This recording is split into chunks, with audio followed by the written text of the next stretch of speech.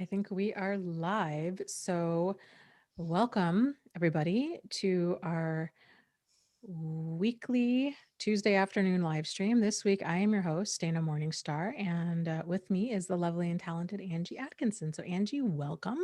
Thank you. So happy to be here. We're happy to have you. And let me make a message in the chat Oh, and get the chat going for people joining. So, if you guys are new here, I guess welcome. If you are returning here, welcome. This is a live stream that Angie and I try to do every Tuesday. We alternate channels. So, if you'd like to be notified when we go live, you can do two things. The first, you can subscribe to both of our YouTube channels. But since YouTube is very temperamental, you can also subscribe to our text notifications. And Angie's, well, text the words Angie Live, all one word, to the number 33222. And you can text the words Dana Live, all one word, to the number 22999, and you will be notified. yes.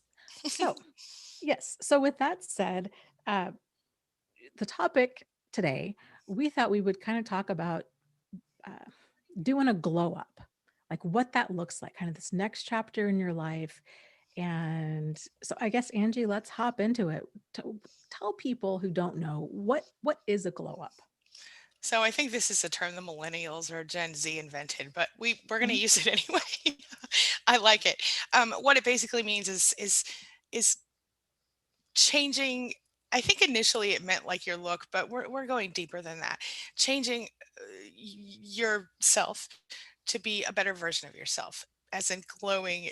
Glowing up, glowing, becoming more than you are, or becoming a better version of what you are. Right? Mhm. Wouldn't you say so? I love that. Me Yeah, too. it's like blooming. Yes, Yeah, like a flower.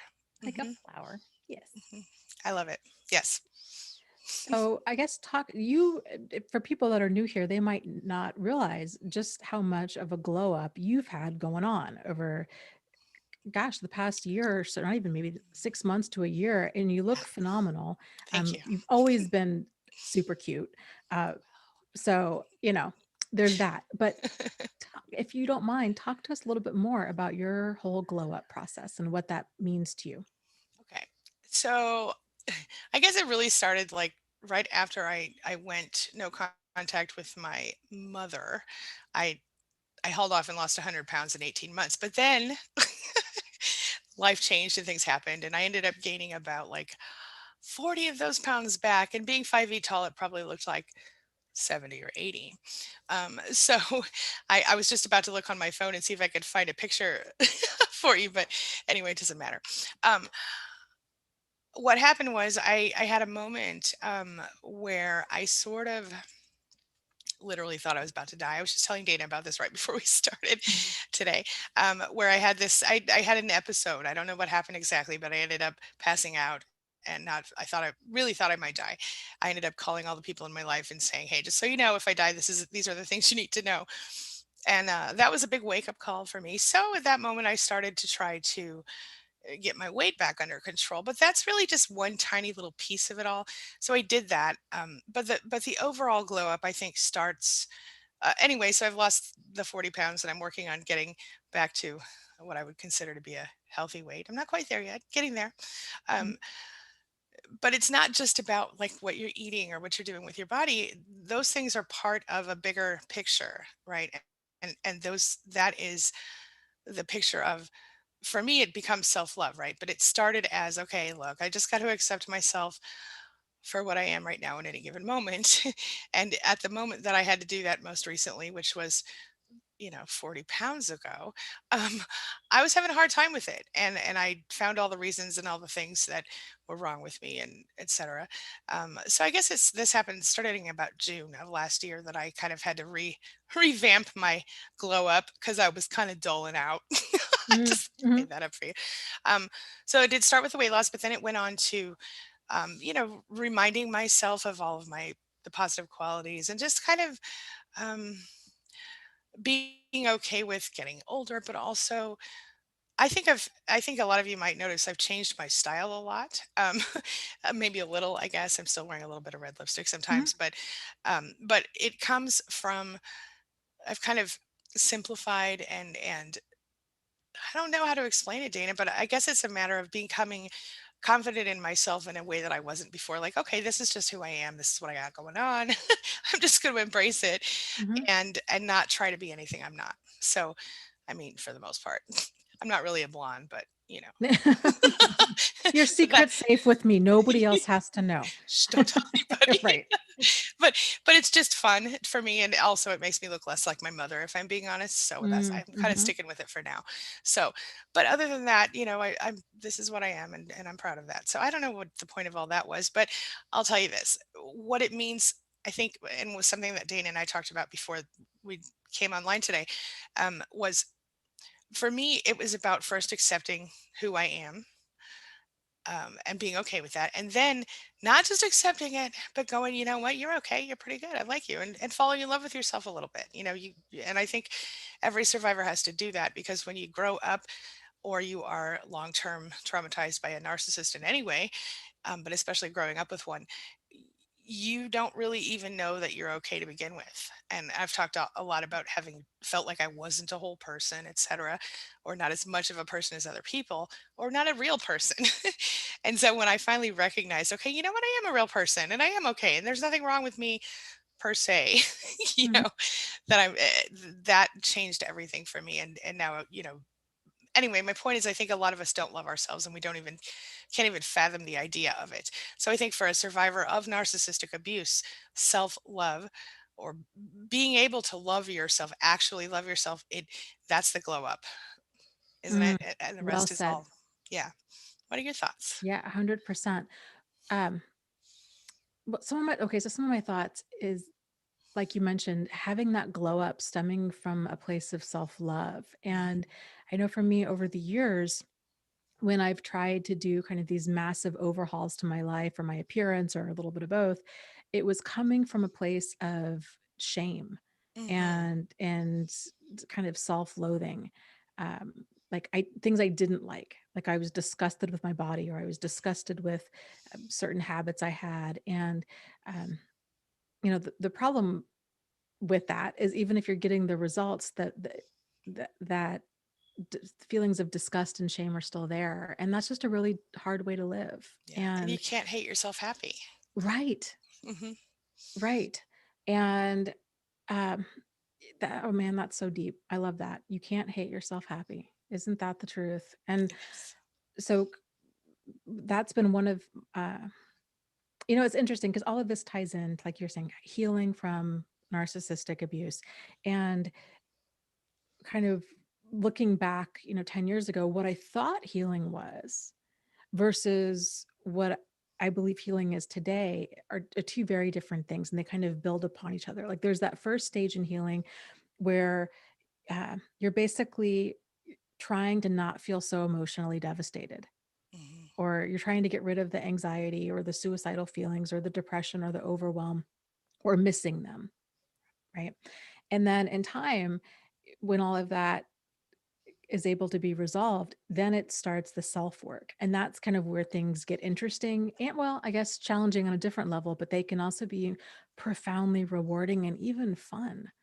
Mhm. And it's this kind of glow up chapter in that thriving part of healing from abuse. And yeah, coming at it from a place of self love and acceptance, um, is is just so powerful. Like that, I feel, is really when we step into our power, because nobody can, if we accept ourselves, then kind of nobody can touch that. So That's like we're right. not internalizing criticism. We're not, other people are going to have their opinions, but if we're at peace with who we are in this chapter in our life and everything else, their opinion stays their opinion. It Mhm. doesn't, we don't absorb it and cause it to make us feel a certain way. That's right. That's right. So I totally agree. And I think it's so hard for people to wrap their head around this idea. It was hard for me. Okay, let me just not talk about people. Let me just talk about it was mhm. hard for me to wrap my head around this idea, because I really couldn't see anything of value. Um, and that sounds so silly. I mean, of course, last June, I knew I was a person of value. I didn't doubt that about myself, but I kind of had let myself go and stopped taking care of myself in ways that I should have been. And so that was really the thing that sort of kicked me into gear. Well, I'm lying. The thing that kicked me into gear was almost dying, but that kind of helped me to not just stay there and let myself go. You know what I mean? Any Yeah. further, um, and and it certainly fear can be a motivator, but it wasn't. The fear was there, but not the only motivator. That was the Kickstarter, I guess. And I think, and the funny thing is that the more confident I become in myself, the less I really care about what other people think about my appearance, which sounds weird, but I used to be so worried that people would judge me or think bad things about me that I think I was blowing myself out of the water with trying to be something I wasn't. I think that's what it Hmm. comes down to. Even just looking at some of my old videos, I'm like, oh, what was I doing? You know, with Hmm. the look I was pulling off. And I remember, oh, I don't even know. But anyway, I get your point. And I totally agree. And I think that's the thing that we all have to recognize is that despite what anyone has told us, and despite what we may have told ourselves as a result of all the things that we were told, each one of us is worth that glow up and that taking your life to the next level. You know, I Hmm. think, like I said, I think when that term became a thing, I think it had to do really with grow up. And so you would see these like preteens and then they would become teenagers or whatever, or like young teens that would become older teens and here's my glow up. So they would, start wearing makeup or whatever, now that I'm thinking Hmm. about it. But it's kind of a similar deal. We sort of grow up too in our glow up, but in a different way, right? Because it's not Hmm. like we're immature, but we're missing that self-confidence bit that good parents help their kids get or that we had but we lost. I personally didn't have it, and I just had like a false self-confidence, I think, which was not which was more of it was coming from a place of self-defense instead of self-love. Do you know what I mean by that? Hmm. And that, I think, was the thing that I had to get kind of angry before I finally got past the part where I was actually loving myself. I had to get kind of indignant and go, wait a minute, I actually am an okay person. How dare they treat me that way? you know? And when Hmm. I got to that point, then I knew, okay, I'm going to be okay. But it took many years. And so, yeah. Anyway, Yeah. thoughts? Yeah, I think that's a really profound and vital shift to make. And it's so easy to slip in to there's kind of some chatter in the chat about this, about um, um, it's hard when you've had narcissistically abusive people in your life for a long time. You kind of, not only do you lack that sense of an inherent self-worth or value, but then we're also looking towards other people to provide that. Hmm. Sort of like we have to earn it, or we need their validation or their approval to make us feel worthy, but worthy of whatever, the good Hmm. things in life, or worthy of happiness, worthy of love, worthy of any taking care of ourselves, what have you. The problem with that is then our own sense of self-worth and self-esteem rises and falls based on how the opinions of others. And that's a huge problem. Um, Yes. and realizing there is another way to go about it, and we can kind of, I guess, just sometimes it just starts with making that decision, and maybe just even the awareness of there's another way to do things, like that's a problem, getting our self-worth or from outside of ourselves, realizing it needs to come from inside, and Hmm. that we matter just as much as anybody else, and that it's all the more important, especially if a really toxic relationship has ended, um, to be able to realize, okay, I need to do things because I matter, not just because nobody else is there or nobody else cares or nobody else loves me at this time. Like, I need to love me because I'm lovable, and because I need to do that. Like, that's, um, I'm worth it. I'm worth it as a human being. Yes. Yes. You know? I totally could not agree more. Absolutely. Let's see here. Ah, thank you, Chelsea. If you're still around, she said happy birthday. My birthday was March 7th. Thank you for everyone who said Oh, happy well, birthday. happy Yeah, belated birthday. I didn't know. thank you. Yeah. Oh, and looks like Huffle Mom just had a birthday too on the 20th. Happy birthday. Throw that out Yes, there. Okay. um, yeah. So Chelsea absolutely. says how we talk to ourselves is nutrition too. And I think that's darn right.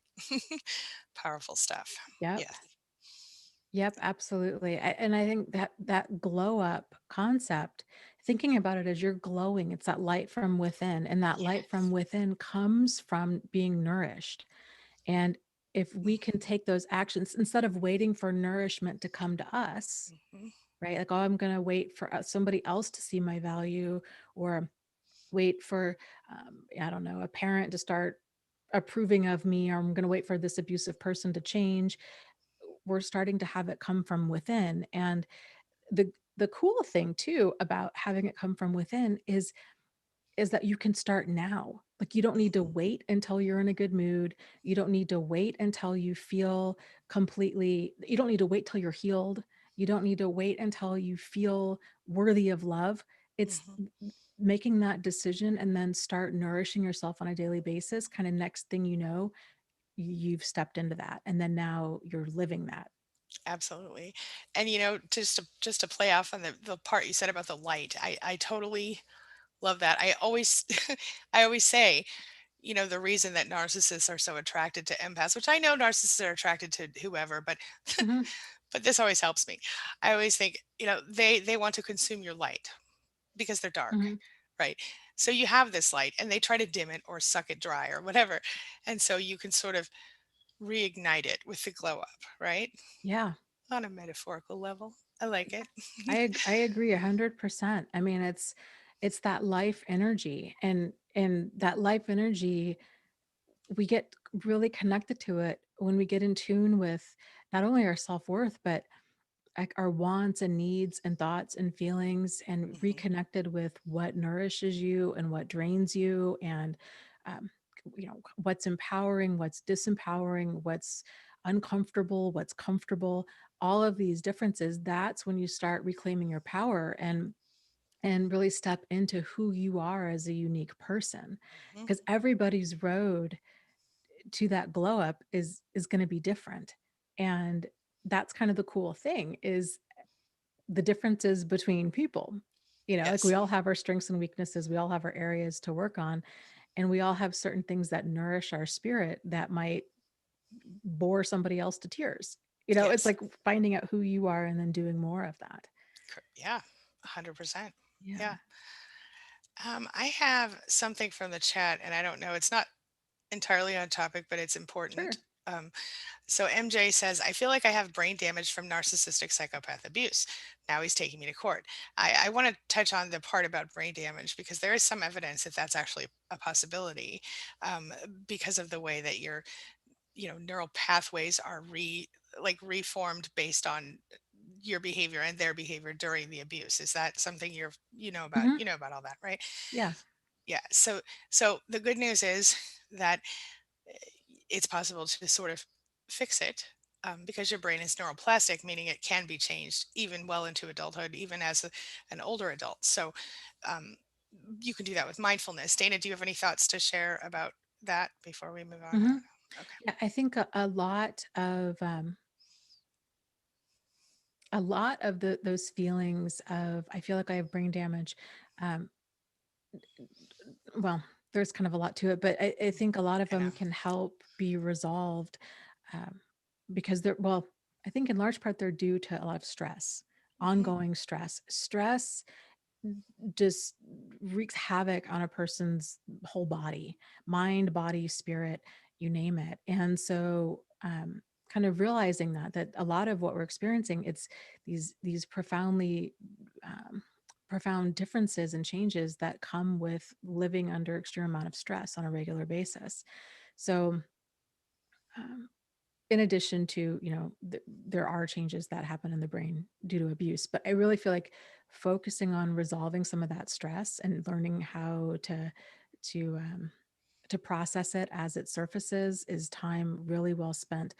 You probably heard me kind of joke about when I was going at the end of my relationship with Jack, I would I thought I was losing my mind. I felt like I had mashed potatoes for brains is what I would call it, because I'm like, I am not thinking straight at all. And I'm doing things out of in a weird order. I'm making just weird decisions. Um it was really, really a struggle. Getting through the day was a struggle. And I wish at that time I would have taken more time to do just things that nourished my soul. I really feel like that can help tremendously with that. So knowing, okay, if you're going to be going to court with this person, anticipating that, okay, this is going to be profoundly stressful. So what can you do to nourish yourself as much as possible during this? Getting support ideally the morning of. So maybe having I don't know if court's going to be online or not, but having either a friend over or a friend going with you, meeting with somebody supportive afterwards, allowing yourself a chance to decompress, taking a half day or a full day off of work if you can that day, um, giving yourself a chance to have some downtime, um, and kind of thinking about and maybe even coming up with a list on some ways that what are some of the ways that you do that are effective for you to handle stress? And Yes. yeah. Yes. I totally agree. And I think, and there are so many, I mean, we could do a whole video on this and maybe we will in the future, because there are so many different things you can do. So definitely stick with us. Hmm. um, yeah. Let's see. I have another one. Oh, do you have a comment for us before I move on, or a question? Yeah, I 'Cause do. Uh, okay. yeah, no problem. This one's from Ponderosa, Oh, who good. That's says, the one I was picking. Go ahead. "Oh, who says that I used to think I knew what self-respect and self-love looked like. I thought I practiced it. It wasn't until I left my narcissist and did research that I realized I actually had no clue and I wasn't truly loving myself." Thoughts about that? Yes, indeed. I can absolutely relate. I can. For example, I thought that I was setting boundaries when I told my BFF that I could no longer have 2 hour long conversations on the phone, which, to be fair, I did have kids, but I remember at one point I was having well, I had a kid. I had a conversation one time where I was getting ready to have dinner and my friend had called and I answered the phone and I said, listen, I can't really talk on the phone. She got all upset and I was very angry with her, which maybe it was a little toxic of her, but I said, I have to go. And she was, but, but I haven't talked to you in 2 weeks or whatever. And then at the same time, my husband's across the room screaming at me to get off the phone so I could have dinner with the family, which was just a little baby and myself and him. Mm. And I thought, oh, I'm setting boundaries and doing the right thing. But in reality, what I was doing was letting him set his boundaries, and I was following his rules in that moment, just for example. Mm. Um, and I mean, it was polite, of course, to sit down at the dinner that we had just made, but it sounds lame saying it out loud, actually. But my point is that that was just one of many examples where I thought, or I was that the time I dated a guy in high school who was a little toxic, and I became a redhead for him. So stupid. Mm. Um, and I thought I'm just doing what I want to do. Or even better, when I was in college and I went through a little bit of I'm going to say a phase where I was very friendly. Were you a man eater? I Is that might have been a little bit of that. Yeah. okay? Something like that. Mm. And I thought I even said, I literally said, when men can do this, why can't I do this? When men do this, people say they're awesome and this and that. And when I do this, you have all these things to say. So I thought I was being respectful of myself and, or not just respectful, but I thought I was being, what it turns out is what I was actually doing. If I was being, and I couldn't have been honest with myself at the time, but what I was actually doing was looking for anyone to love me. And it's a little pathetic in hindsight. And I'm going to keep it very shallow so I don't act all cryish like I did last week. But that was a messed up thing. And that is exactly for me an example of how I thought I knew. Like, I thought I was being so modern and so like, oh, I'm I'm Gen X. It's so different than everybody else. Mhm. I have different values than society. I don't have to follow society's values. I'm literally watching a woman right now across the street. I thought she was taking down her Trump flag, but no, she was just straightening it. Oh. Anyway, moving on, sorry. Mhm. Um, she yeah, so I totally get, that point, Ponderosa, and I think a lot of us, whatever it was for you, maybe it was not the same things and probably wasn't the same thing that I went through, but I really did think um I was being true to myself, but really I wasn't. I was being pathetic and ridiculous, but I couldn't see it at the time and I couldn't admit it to myself. Even if I could have seen it, I was so in denial of, I had no idea what I had even just been through with my parent. And so then Mhm. when I was out in the world, I just was literally spinning, just going crazy. And I didn't even know why. And I now do, but all I'm going to say Yeah. is thank goodness there was no internet, at least not the kind we have now. Yeah. Yeah. Yeah. Anyway, For thoughts? real. Yeah, I agree. I went through kind of a similar process of what I thought self-respect and self-love was versus what I know them to be now. Two Mhm. totally different things. Yes. Before I thought self-love, it was, uh, I was like, well, I mean, I don't hate myself, right? Like, yeah, sure, I love myself. Mhm. Um, but I didn't know what that meant. And it wasn't until I swapped out that word for the word love with the word value. And that made an ocean of difference. Like, okay, do I value myself? And I was like, oh, well, okay. Well, if I valued myself, like, what would that look like? Like, what does it mean to value my environment and my time and my energy and my emotions and my money and my body and every kind of aspect of my life? Like, what does that look like? And same thing with self-respect. I mean, I oh man, I feel like I just was so lost in a paper bag back then, Mhm. back in high school, and Yeah. I especially. But yeah, I thought that self-respect, um it was I thought it was like, okay, I don't put up with any junk, right? But the reality is I put up with a ton of junk because I didn't realize what junk was. So it was weird. Like on this one level, I'm like, yeah, I don't put up with any crap from people. Like I respect myself and, da da da da. da. But even if the situation were to be so extreme that I somehow needed to not put up with it, I it came I waited until things became so extreme Mhm. and until I could kind of no longer hang on, and then I would say something. So, or and by say something, I mean explode. Um so things had to get really extreme for me to even register that that was indeed a problem and that I needed to not be in that situation. So these days, respect is it kind of, again, it goes back to equating it with value. Like, am I treating it with kind of the dignity and value? My Mhm. time, my energy, my emotions, my body. Do I understand my limits? Um, you know, Back then it was this idea of, okay, well, if I'm gonna, uh, I don't know, do my best, for example, that meant that uh, that was oftentimes pushing myself way past the point of what was comfortable physically or emotionally or whatever. And I also had this sense of hyper accountability that I needed to make all relationships work, and that I somehow had more control than I realized. Um, and so I wasn't being respectful to myself because I kind of kept going back to these very toxic situations and feeling like, "Oh, I just need to make it work." And, um, you know, I owe it to myself to do, I don't know. It was all tangled up. Yeah, I totally get it. I do.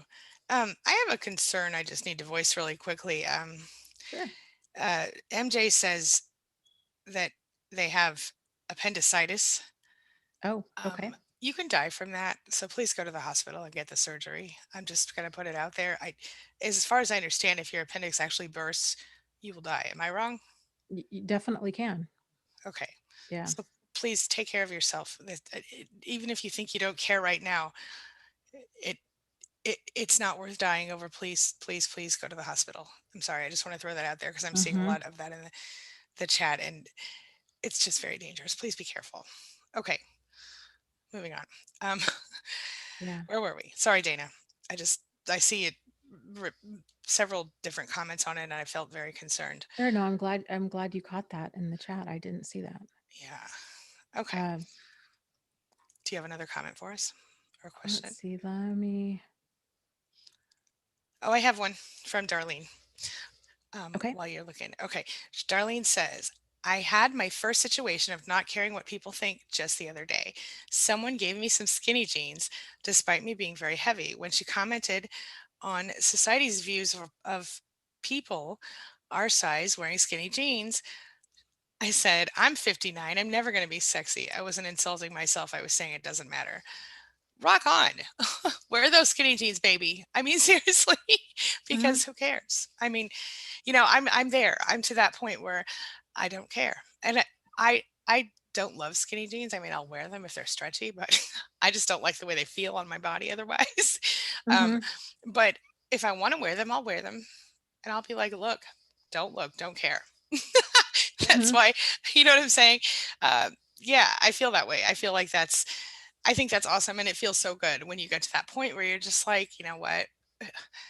I'm a grown ass adult. I can do this if I want. That's- you know, Hmm. and I'm pro don't look if you don't like it. I really am.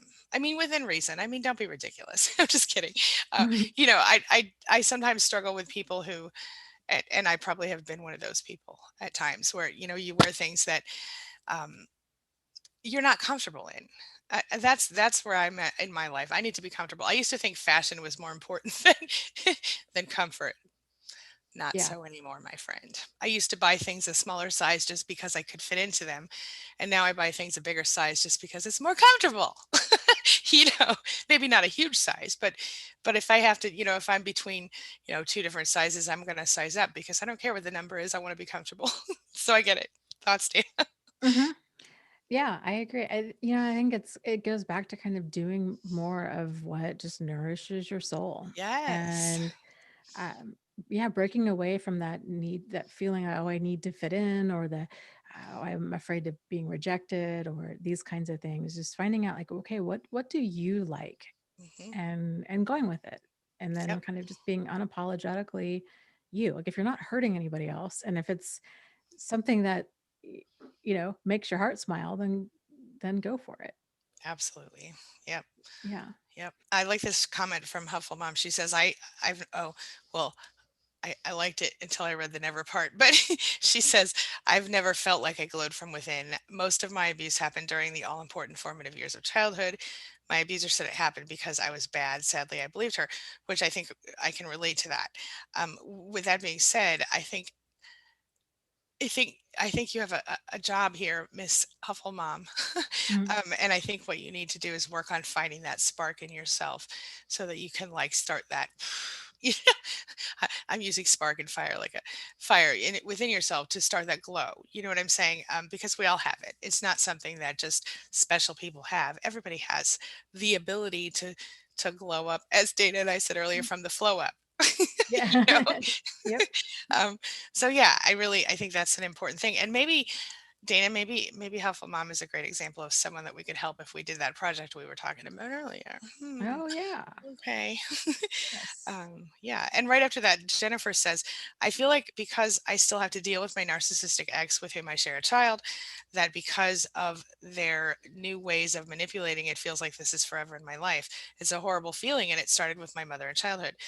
So this is partially a perception thing. I know you're stuck with dealing with this person in regard to your child. But this is where, and this is going to sound maybe a little unhealthy, correct me if I'm wrong, Dana, but this is where segmentation can be really helpful, where you can sort of just like isolate that part of your life or that little bit of your life where you have to, the interaction with that person. Y- Your relationship with your child doesn't have to be directly connected to their other parent. And what I mean is, parallel parenting is a thing, but don't allow that, keep the ex as far away as you can from yourself while still maintaining whatever legal connection you must maintain, right? So if you're Hmm. capable of just texting. And I don't think that you're required to speak to the ex on the phone or even in person about anything other than here's the business of our child that we're raising together, or that we're both raising, I should say. As in, here's the drop off pickup time, here's the medical information, this is what you need to know about school, the business parts of raising the child. You aren't really required to share your hopes, your dreams, your feelings, anything else. And I certainly wouldn't if I were you. I'm sure you're not, but just throwing that out there. With that being said, that doesn't mean you can't have your own glow up in the process. It's nothing to do with the narcissist. And you know the very best revenge against any narcissist. You know what it is. It's about living the best life you can, becoming the best self you can be, regardless of the fact that they exist as though they don't exist.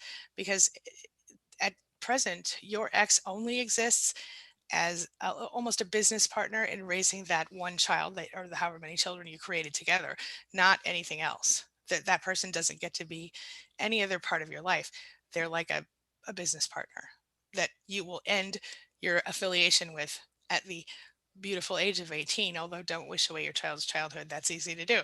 Dana, Mhm. thoughts? Yes. Now, is this the question from Jennifer? Yes, Jennifer G. Okay. Yeah. Um, yeah, I guess kind of what I would add to that is, um, and so this is the question that she shares a child with her ex. The Yep. child doesn't want to go over there. Mhm. Well, the one I see is that she shares a child, but we can move on to that one too. And there's always new ways of manipulating her, and it feels like this is forever her life. And it Okay. started with her childhood, with her mother. So, but if this is Jennifer G, let's go ahead and help her all the way through. Go ahead and tell me the Okay. other Yeah. Yeah. question. Yeah. It is. Okay. Um, yeah, she was saying, I share a child with my ex, and my child is only 6, doesn't want to Mm, go over to the fathers because they don't get the attention, and says, Daddy only focuses on you, and it's mean. It's just horrible. I feel helpless to help my son. mm, And, to that, I would say I would encourage you to talk to this this is the start of parental alienation. So it can it's profoundly damaging when you have one parent who's either um, intentionally or even unintentionally saying bad things about the other parent. It can just kind of poison the well, so to speak, and it can profoundly impact your relationship with your child. It's good that your child has the awareness, especially at the age of 6, to say, Daddy only focuses on you and it's mean. And basically, it's a problem, and the child doesn't want to go over there because of it. So that's good that it sounds like your child is able to have a little bit of distance and realize that it's not okay for dad to be talking like that, and they don't like it. So what I would encourage you to do is to really double triple up your efforts on the relationship with your child. There's only so much that you can do with your ex. Even if you were to get an attorney involved and start talking to them about parental alienation and kind of watching what he says, there's so many different ways that somebody can poison a well, uh, intentionally or unintentionally. um, the main thing that you can do to help your child is, like I said, triple up on relationship with your child. So if your child comes back and they're like, Daddy says mean things about you or whatever, letting them know, that must be really difficult to hear. I'm sorry that Daddy says stuff like that. Is this something that you want to talk about? It's basically, it's okay. Don't worry about my feelings. Like, it's about you. So you're there for your child, you're supporting them, you're giving them a place that it's feels safe and secure for um, them to let you know what's going on, and that when they're at the other parent's home, and that you love them regardless. Um, and then really making an effort to spend a lot of quality time together doing things, because this will help down the road as that child gets older, mhm, and hopefully they'll be able to still recognize their father's behavior as problematic, and not true. But what can happen is kids might start getting defensive, um, and start taking that parent side. The parents, mhm, like, I'm so hurt, your mom or dad or whoever, uh, they broke up the family, they don't love me, I would have done anything to make this work, blah blah blah. Like, that's how these manipulation it's its roots in somebody, and it can turn your child against you. So I'm Mhm. not saying this to scare you. I'm just saying this to kind of inform you of this is a real potential. So the, like I said, the things that you can do now are to uh, quality time, keeping communication open and keeping quality time a top priority, and spending quality time with your child in the way that they want to spend it with you. So at the age of 6, I don't even know what 6-year-olds are doing these days, but if it's, um, playing video games, then play video games. If it's they want to color, then color. If they want to play dress up, you're playing dress up. You're keeping that relation, you're cultivating that relationship with them. And the stronger your relationship is with your child, the harder, the more uh, kind of shielding you have from negative outside influences. There's also kind of a side note. One of the things I'm a big fan of with children, especially, it helps with communication. You can get the stuff for free offline, or you can go on Amazon and order something. But there's a lot of different, like, kind of like self-awareness questions, or kind of get to know you questions for kids, like what's your favorite animal, or if you had $1 million, what would you do and why? Like these kinds of things. They have on, Amazon, you can get like sets of cards, and you can keep them at the dinner table. Yes, I was. And so Mhm. going through stuff like that, and have, the kids asking you, you're asking them, um, it's fun conversation, like bonding moments. And then you also are finding out what's going on in their inner world as they're Yes. answering this. So what are your thoughts, Angie? First of all, everything you said, 100%. I agree. As a mom myself, I 100% agree also. And I think you may have already said this, but I just want to pull this one thing out.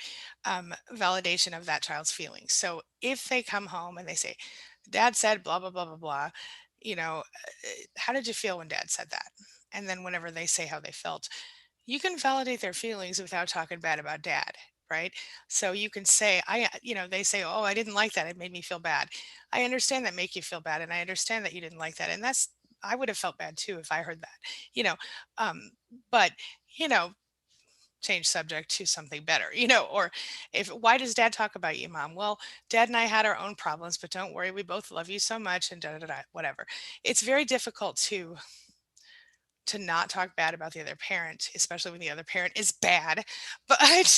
But it definitely will help you in the long run because especially if you follow Dana's advice, where you connect with that child on that deeper level and you do the things they like to do and you stay close to them, you won't have a problem being alienated because that person will continue to be the narcissist they are, and your child will know you're the one who's safe, you're the one they enjoy spending time with, you're the one who focuses on them and not how much you hate the other parent you know Hmm. and it sounds like your kid's already getting a glimpse of that, but Dana's right, this is absolutely the beginning of parental alienation, and that's why it is so important for you to stay connected to your child and validate their feelings. I want to say that again, validate their feelings, even if it feels, you don't have to share your opinion to validate how they feel.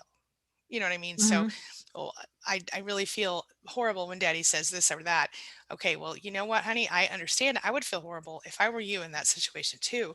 And then you can also teach them empathy. And this is another sort of side note here, but it is really important to teach the children of a narcissist empathy early, because sometimes they are picking up habits from the narcissist without, like, fleas, narcissistic fleas. Hmm. So that's one way to do it, by empathizing with them. But also, like, if you're out in the world or you're watching TV with them or playing with whatever, you can point out things and say, well, for example, on TV, how do you think that that lady felt when her dog died? Do you think she was sad? How did she feel? And let your kid verbalize that stuff. Hmm. And also those questions at the table, the dinner table Dana mentioned, I highly, highly recommend that because you can really learn a lot about each other and you can also have a lot of fun, but also there's an opportunity to teach empathy there as well. So that would be my advice, or my Yeah, addition to Dana's amazing advice. Yeah. those are all really great points about empathy and connection. And Mhm. kind of, and also the added benefit of asking, oh, well, what do you think this person should do? Or how do you think that they feel? It gives you so much insight into what's going on with your child. Yes. And So true. yeah, I love that. Um, 100%. so here's a question from Monica. Okay. She says, could we talk a little bit about word salad? What does it mean? What does it really mean to suck someone into a word salad? I feel a little confused with this concept. Okay. So basically, word salad is when they say a whole bunch of words that don't mean anything, or they start, sometimes they literally make up words, like you're confabulating that. I don't even know that might be an actual word, but whatever. They make up words, or they'll make up facts, or they'll just say anything they can to confuse you and throw you off. For example, let's say I had a client recently who was still legally married to her ex, and the ex was like, "Hey, I know we got our stimulus. Why don't you give me the stimulus?" But this person never paid any child support or whatever, and leaving this woman to pay for all the bills. And so, she was like trying to explain to him why she was needing to keep the stimulus, and he kept twisting her words, and well, but you loaned me this money back then, and I loaned you this money, and now you owe me this money, and he's just twisted. By the time he was done with his little word salad, she was like spinning and just about ready to give him the money just to shut him up. And that's their whole goal, is to confuse you and throw you off whatever intelligent conversation you're trying to have. And usually it happens when you're trying to call them out on something, or when they don't want you to see something. Or like if, let's say they went out and cheated on you and came home with lipstick on their collar or whatever. And where did this lipstick come from? What is this about? And then they're going to come, they might go into a whole made up story about how they accidentally tried on the lipstick, or their daughter did it. I don't know. You know what I mean? They twist everything around. Dana, thoughts? Yeah. Yeah. Word salad, it's basically, if you picture like a tossed salad, it's like words that are all tossed together like a tossed salad. So it's nonsensical conversation. Mm-hmm. It can happen for a variety of reasons. There's a variety of conditions, like it can go very common. Word salad is experienced with kind of certain cognitive disorders like Alzheimer's, dementia, mental illness, schizophrenia. There's different types of word salad, but Right. with narcissists or people that are uh, basically trying to shirk accountability, and it's not a cognitive issue, it's a personality issue. Then yeah, what you're seeing, it's a bunch of nonsensical conversation, um, kind of generally designed to confuse, or at a minimum, it's designed for them to avoid taking accountability for Mhm. whatever they've done. And your example of the something score, like they cheated, something happens kind of thing. And um, you'll get this, like you might ask them a question. I have I don't even know if I still have it. I took um it was a text message from this guy that I never even ended up meeting in person, Mm, that I met online dating uh years, 7 8 years ago, who sent me this message, and it was like the perfect example of word salad, because I'd busted him in something and or confronted him on this, and then it was a jumble of words where he was back. So basically, what it was is he was backpedaling, trying to do damage control, but he was trying to think about how to come up with something at the same time. So that's kind of why you see that jumble of things. You've got a person who's buying time with words. mhm, So they might just say, like this guy was saying something like, "Oh, well, that was just a joke. A joke means to jest. It's a type of humor, mhm, and sometimes I like to joke around. And I don't know. I mean, I guess if you can't take a joke, and um, anyway, so how was your day?" And it's just kind of it's nonsense strung together. So um, mhm. we only That's a get great pulled. Here's the thing: example. like we only get pulled into it Mhm. when we don't see it for what it is. That's right. If as soon as you start seeing ineffective communication, because that's what it is, for what it is, Mhm, it's a lot easier to disengage. Although I will say there's still that very human emotional response of, we want to get through to somebody, like, you're being irrational, mhm, this is nonsense, and you want to confront them, and you want them to own it. And so but that's part of kind of realizing, um, this person, we're not sharing the same reality. They're not even close to having the emotional maturity to have accountability, the accountability needed for effective communication to happen. Mhm. So me, uh, instead of me trying to confront them and getting them to own up to it, our version of kind of winning needs to be just disengaging. Yes. Like, okay, this is nonsense. I'm done here. Yep. 100%. You know? It's the only way to Yeah. get out of it. Yeah. Yeah. You will not get them to ever acknowledge or admit that they are trying to manipulate you in that moment. And if they do, it's only because they think it's going to benefit them to do so. They don't It's just another actually, manipulation. yeah, it's not Yeah. worth your energy. Right. Yep. Yeah. I have this one from Huffle Mom that I would like to bring out if you're ready for it. Go for it. Okay. She says, I've been struggling on how to change that belief to tell myself I'm good because she said, wait a minute, let me get back up to the part where she said that other thing. Okay. Um, oh, darn it. Well, anyway, I can't find it right now, but she was saying, oh, here it goes. I've never felt like I glowed from within. We talked about that part. She believed the abuser, but then she added, and I'm coming back to it. Darn it. Here it goes. Okay. I've since been struggling on how to change that belief to tell myself I'm good, that my abuser lied. Did I already read this? That I No. never deserve to be, okay, good. That I never deserve to be treated the way I was, but it's hard. It's easier to think I'm bad. And this, I think, is the crux of kind of what we're trying to cover with the whole glow up thing today. And that is that I think this is a perfect like explanation of how we all feel or have felt in our lives because we were told you're not good enough, you're not as important as other people, you don't matter as much as other people. This is interesting. I just recorded a video earlier this morning that I'll be placing on my channel later today about something similar to this because you really do, you get to that place where it just becomes your belief. And you say easier to think I'm bad, which is not true, my friend. But it's less work to think you're bad, right? It's not easier, it's horrible and miserable. But when you are able to glow up like we're talking about from the inside, which is when I read your first comment, I thought it said that you felt like you glowed from the inside. And I think that that's where it has to come from. Because I don't think, the older I get, the more I realize your appearance doesn't really matter all that much, right? Hmm. It's not about how you look so much as it's about how you feel. And in this case, feeling like you deserve to be treated the way you were, that there's something wrong with you, that's going to keep you stuck in that pain. And the one thing that being you're married to one of our other mod squatters, Jack Lumen, maybe he can help with this. But the thing is, what'll happen is when you get to that point where you become, for me, I needed to become indignant, like I mentioned, where I had to be mad first. I had to get mad before I realized fully, like, wait a minute, I'm not that bad. And that's where I was at first. I was like, I started to recognize that things I was doing were good in the world.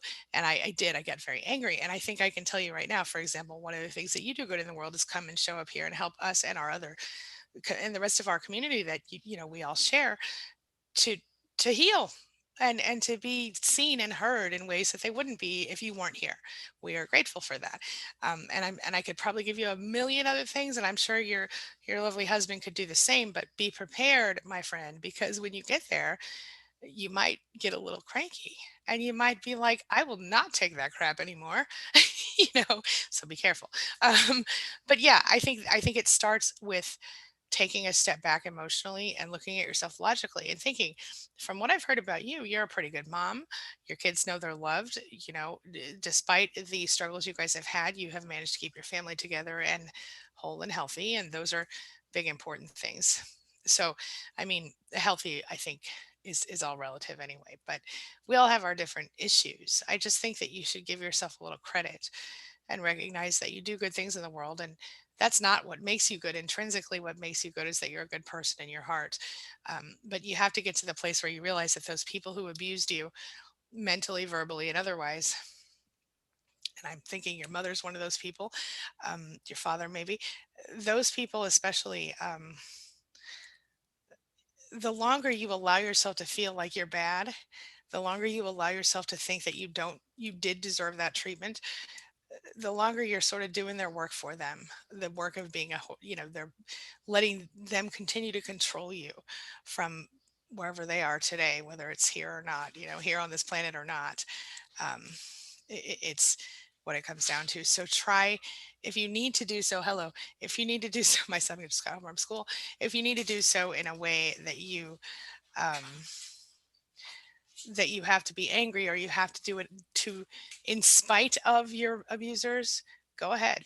I don't care what your reason is. Just start to look at yourself and see your value. Sometimes it helped me to do things in spite of to spite people, even though it wouldn't really affect them.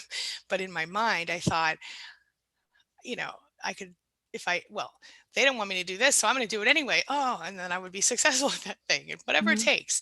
Let me say one more thing to you, Helpful Mom. Put, remember I've talked before about that thing where we have their voices in our heads, right? The narcissist voice telling us who we are and what we think and things like that. So whenever you feel like that, I want you to imagine a little mini you climbing up the back of your neck on a ladder, going in there inside your brain and finding that person and put them in a little chair and push them right out your nose. Blow your nose. It's a good pattern interrupt, and it'll help you get back on track if you take that moment where you're laughing at the idea of that person coming out your nose, blowing your nose. It's Mhm. funny and silly, but it will help you to get back on track. And in that moment, I just want you to tell yourself, I'm good enough. In fact, I'm pretty freaking awesome. Do that for me, please. Dana, thoughts? Mhm. Yeah, yeah, it's cute. I like the person coming out of your nose. It works. Yeah. Uh, and I guess too, here's the thing, Huffle Mom, is even if you were bad, okay. So to me, the kind of the core of what you're saying here is that there are some situations in which abuse is okay, and that it's okay to abuse somebody if they're bad. And I Mhm. think that's kind of that premise of that's some uh, very limiting and destructive beliefs there. Yes. So if you're changing that out to, and I would encourage that you do, to come from a place of it's basic human rights that to treat other people with dignity and respect. Yes. The That's Geneva true. Convention, it's true. Like, this is what we, on a legal level, we understand. If you are not even just a human being, a living creature, animals Mhm. have rights too, right? That's right. So if you are a living creature, there is this understanding that we all operate from this. People that are, I think, are emotionally mature and well adjusted operate from this place of, this is not, dignity and respect are not something that you need to earn, Mm. or that it's conditional upon your behavior. This is given to you because you're alive and you're here. Yep. So there is no excuse for abuse, even if you were bad as a child. You were incredibly difficult, you were an absolute handful, you were coloring on the walls, you were hanging off the ceiling fan, you Mhm. were, shaving the dog. I don't know, you're doing all these things. Even if you were really quote unquote bad or naughty or whatnot, it still doesn't make it okay for a person to be abusive. That is 100%. And I want you to say it again, Dana. It's, Yeah, it's not okay no matter what. right. There is no excuse for abuse. None. It's not something um, that a person ever deserves. It's In in fact, no context is it ever okay. that's right. And I'd say too, real quick, Hmm. it's even more important, especially when we're talking about children. Children can be incredibly frustrating, right? They're high energy, they're doing their own thing, they're kind of in their own reality. It can be exhausting for adults. That's why it's so important that as adults, we realize, you know what? I'm going to get frustrated and I'm going to get angry. And when I feel that way, I need to be able to handle those emotions effectively and not lash out at other people, especially children. 100%. Yep. And I'm going to tell you something else. Just a side note. It's not Mhm. even a side note. It's in addition to what you said. They treat murderers better than narcissists treat their spouses and children very often. Just throw it out there. In Yeah. prison, they're required to treat them with basic human decency. Murderers. Hmm. So just know that. And next time you think, I'm not good enough, just remember that. Murderers get treated with basic human Hmm. decency in prison. That's all. Yeah. I mean, murderers, terrorists. Terrorists. Yeah. Kind of the worst of the worst, there's still this understanding of, as a living creature, Mhm. we need to treat other people with dignity and respect, not only because that's just an inherent right of a living creature, but also because it diminishes us. If we're abusing other people, it changes us. There's a Yes. corrosive effect on an individual and a society, um, based on how we, are. If we treat other people poorly, it has a ripple effect to it. So That's it's right. just never, it's never okay. Never. Yeah. Yeah. And if that that has to Dana, that was such a good explanation of I really appreciate that you said that because that's the thing. It's so easy to think I deserve it because I'm bad or because I'm this. And again, you're not bad. But even if you were bad, you still don't deserve it. Dana, Yeah. thank you for saying that's so profound. Thank you for Yeah. You're saying that. welcome. Yeah, good stuff. Good stuff. I have a question here from Helen. Okay. Okay? Helen says, "Please, what is the one key to thriving after surviving?" I saw that and I love that. Hmm. I'm just going to throw my key out Go there. for it. I think the key is to know that you can and to act accordingly. I know that sounds so simple, but for me, it's been about you know what, to do it scared, to just like with anything else, you're never gonna. It's never gonna be the perfect moment to jump out of there. It's never gonna be the perfect moment to recover, to do anything. Just start, and so I guess the first key is to get out. And then once you've survived, to know that you can, and to know that no matter what happens, you're going to handle it and you're going to keep going forward. I don't know if that's one key, but I think it is. Know that you can. Thoughts, Dana? You know, yeah, that's so huge. And I think that's a really like underestimated Yes. um, point there, because um, kind of realizing that something else is possible, Hmm. that if you've experienced abuse, your future doesn't have to be just kind of being learning how to live forever broken. That's right. Right? Like realizing that you can not only heal from this, but you can move forward and thrive. Hmm. And that so much is possible, and that a good life is still very possible for you. And I would even dare say, probably perhaps a fantastic life, because you're going through this whole journey of self-awareness after you're healing from abuse, that's when your life radically starts to transform and it starts to work. Yeah, it's the silver lining. It's the Yeah. only. It's one of the best the best parts of this whole deal, because even though we had to go through all the things we did, most people, the majority of people never get to this point where they have to dig into their soul and Yeah. figure out what's going on in there. And because we have to go there, we very often become more evolved in certain ways than other people. And that is a beautiful thing. Yeah. Yeah. I, I agree completely. Um, yeah, I guess my tip would be, and that's such a good one. That really is such a good one. It's that pivotal moment of, you don't have to live forever broken. You don't have to settle for like this diminished life, that you can, that a good life is still very possible for you. Yep. I guess mine would be, the key to thriving after surviving is, I think it goes back to where we started with today, is understanding what self-love is. Yes. And and um yeah, so swapping out the word love if it's confusing for you, and replacing it with value. So valuing yourself, valuing your time, your energy, your body, your emotions, your money, your space, your everything that's kind of in your orbit, and Hmm. realizing that you have value and that you're worth valuing. And when you're coming from that place, um, like Angie said earlier at the beginning of the live stream, you can't hate yourself happy. You can. And It's true. I tried.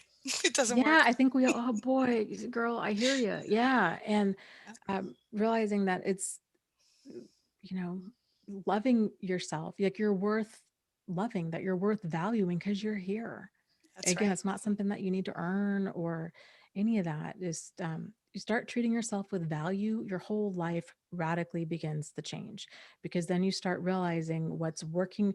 When you start getting used to what valuing your time and energy, emotions and body, all of that starts feeling like it feels nourishing. It feels like you have a sense of contentment, a certain level of peace. Things Mhm. are chugging right along. Then you start to become very painfully aware of when there's a lack of value. Yep. And generally that comes across, it's a boundary violation. And so then you're able to realize, I don't want that in my life, so I need to do something to level things out and to get back to that place where I do feel um, that I'm being treated with dignity and respect, and I'm being valued. And um, you know and if they can't do if somebody else can't treat me that way, then I need to treat myself that way, and either get them out of my life or dramatically limit contact to where their behavior is not negatively impacting me. 100%. Yeah. Yes. Yes, indeed. Okay. Um, You want to take one more question and then we'll wrap up I think that's a great for idea. today? Okay. Do you have one for us? I'm looking right I now. I don't, but Let's see. Okay. Oh, here we go. Brandy says we should do a video. We should put this in our list on the neurological effects of narcissistic abuse because it does cause neurological damage. And I would be totally up for maybe a stream with you on that if you're interested. sure. Um, Let me make a note of that. yeah, I've got a Word document going here. I'll right jot on. that. Yeah. Let's see here. I'm looking. I'm looking. Oh, this one, Dana, I think I've heard you use this term before, death by a million cuts. A follow mistress nurture says, death by a million cuts always feels silly when we describe the one cut. It's just the ongoing little slices that accumulate into a complete loss of self. And hey, what's up, Michelle? Um, I saw her next comment. But anyway, that's actually a profound point. And I think as I was describing my thing earlier, I said something like, it sounds ridiculous to say this out loud or something like that. And that's really uh, why it's so hard to describe narcissistic abuse to people who don't get it.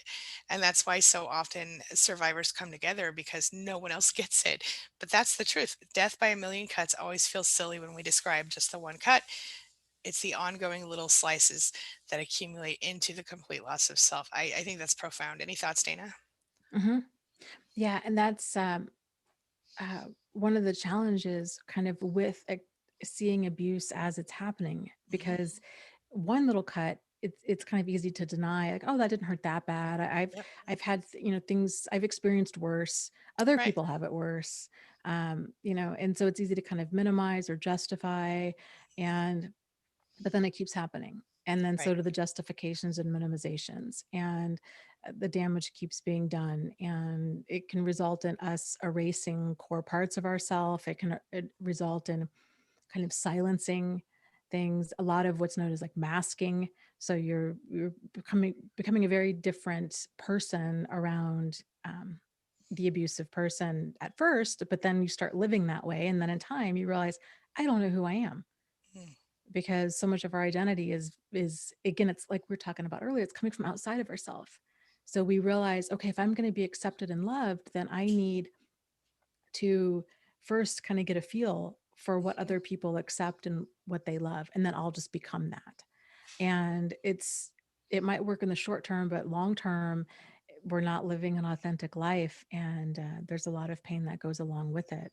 So acknowledging if something is hurtful, if Mhm. it's that boundary cross, that it's worth addressing. Because yeah, that death by a thousand cuts is a horrible way to go, and it's that each one is painful, and it's absolutely wild um, how good we can get with turning down the volume on that level of pain, and to convince ourselves that this is somehow workable or not that bad. 100%. Yeah. Yeah. Yep. Right on. Well, with that said, I guess let's wrap up for today. Thank you, Angie, for being here. My pleasure. Thank you for Yeah. having me. Yeah. And thank you, everybody else. Thank you, Mod Squad. You guys are awesome. And Happy birthday, this, Huffle Mom. Go on. yeah, yeah. Happy birthday, both of you guys. We'll do jazz Mm. hands. Ah, Woo! you don't want me to sing, so I'll just do jazz hands. Oh, come Um, on. Okay, well. uh, But if you're new here, just kind of FYI, this is a live stream Angie and I try to do every Tuesday afternoon, 1:30 p.m. Eastern Standard Time. Goes for about an hour, hour and a half. We alternate channels. So if this is something that you're interested in, please consider subscribing to both of us. Um, my channel, Thrive After Abuse, Angie's Angie Atkinson, Angie Atkinson across the internet. You can also, and we would strongly encourage this because notifications on YouTube are very hit or miss. You can sign up for our text notifications. You can do this by texting the words Angie Live, all one word, to the number 33222 and or Dana Live, all one word, to the number 22999. And with that, oh, and if you have any questions, you can email us at livestreamtuesdays@gmail.com. Questions, topic ideas, you name it. Or you can leave them down below in the comments after this video goes live, and we'll put it up for a future live stream. Yeah. Indeed. Yeah. So, with that said, thank you guys so much for being here, and we'll see you next week. See you then. Thanks, Okay. Dana. Take care. Bye, Bye. everyone.